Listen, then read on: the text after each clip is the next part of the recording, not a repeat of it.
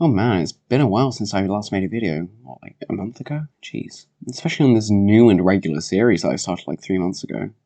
What's this? Yeah, that'll do it.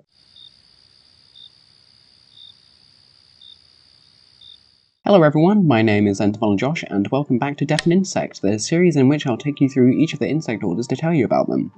A good place to start when identifying insects is to see if it's actually an insect or not, which is what I'll be covering in this episode. All insects are within the class Insecta. If you remember from the previous episode in this series, where we covered the basics of taxonomy, class is the rank below phylum and the rank above order. As for what makes an insect an insect, I'm sure you already have an idea. It has to have 6 legs. While that's not wrong, it's also not entirely right, and the definition has a bit more to it. What if you have, for example, an unfortunate dog that's been born with 2 extra legs?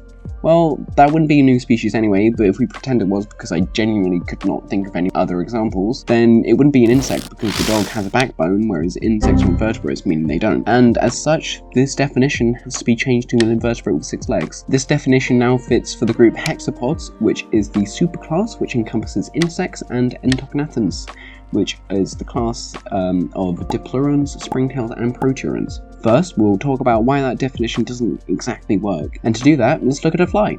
Here is a fly. Notice it has 6 legs. 1, 2, 3, 4, 5, 6. Good! That means it's an insect, right? Sure, but what about earlier in its lifetime? Here is a maggot. Same species as the previous picture, just when it was a bit younger. Now, let's count its legs. Small problem, it doesn't have any. There are 0 legs on this maggot. Does that mean it's not an insect? Well, no, because an individual doesn't change its species over its lifetime. So, let's have a look at another insect, like a moth. I do like a good moth, well, except Blastoise Atastella, but no. Anyways, let's count its legs again. 1, 2, 3, 4, 5, 6. Great, wonderful, insect moment.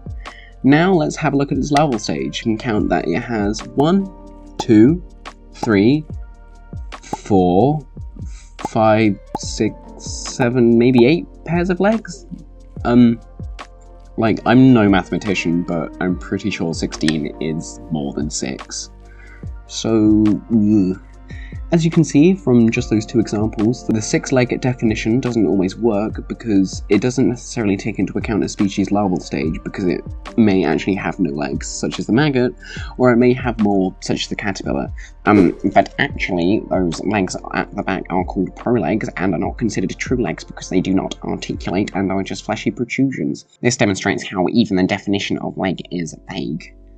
So, we can change the definition slightly, so that an insect is any invertebrate with 6 true legs in its adult stage. If we go back to hexapods, you'll remember that they are made of 2 major groups, insects and entognathans. Taking a look at the similarities between the 2 groups, all groups had 3 body segments. That doesn't really help to differentiate them, but we'll include it anyway. Keep looking and we can see that insects, springtails, and diplurans have antennae, so that differentiates the insects from the proturans because the proturans don't have antennae. If we look a little closer, diplurans don't have eyes, and so that differentiates insects from them because insects do have eyes. In order to distinguish insects from springtails, we have to look at their mouth parts. Remember from earlier that springtails are in the subclass Entognatha? If we break that word down, we get ento, meaning within, and natha, which is derived from natho, meaning jaw or mouth part. Put the 2 together and we can tell that springtails have internal jaws. This differs from insects which are ectognathous, with ecto meaning outer or external, and again natho relating to mouth part. So we can conclude that insects have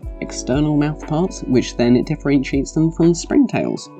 If we put all these definitions together, we can finally define an insect as any ectognathous invertebrate with, in its adult stage, 3 body segments, at least 1 pair of antennae, 6 true legs, and at least 1 pair of eyes. This definition gives enough specificity to denote relatedness, but it also allows for the huge diversity of species that insects possess.